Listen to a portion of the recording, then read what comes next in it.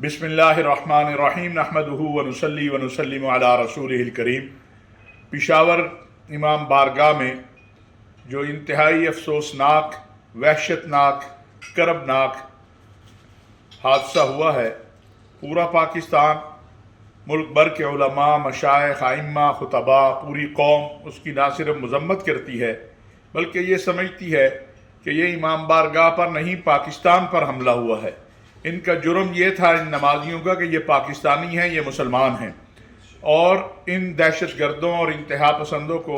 پہلے بھی پاکستانی قوم نے، پاکستان کے سلامتی کے اداروں نے، پاکستان کی مسلح افواج نے، ہماری پولیس نے ناکام بنایا ہے، آئندہ بھی انشاءاللہ ناکام بنائیں گے۔ اس بہت ہی کرب اور افسوس کے موقع پر ہم شہداء کے لیے دعا گو ہیں، لواحقین سے اظہار تعزیت کرتے ہیں اور زخمیوں کی جلد صحتیابی کی دعا کرتے ہیں، اور اس عزم کا اظہار کرتے ہیں کہ وطن عزیز پاکستان کو امن سلامتی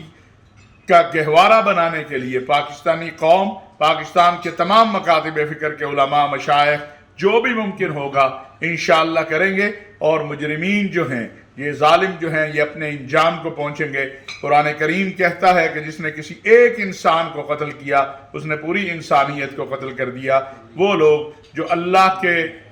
لیے سجدہ کرنے آئے ہوئے تھے اور جو اللہ اکبر کی صدا بلند کرنے آئے تھے، ان کو اس طرح نشانہ بنانا، یہ اسلام دشمنی بھی ہے، پاکستان دشمنی بھی ہے، انسانیت دشمنی بھی ہے۔ وما علینا الا البلاغ۔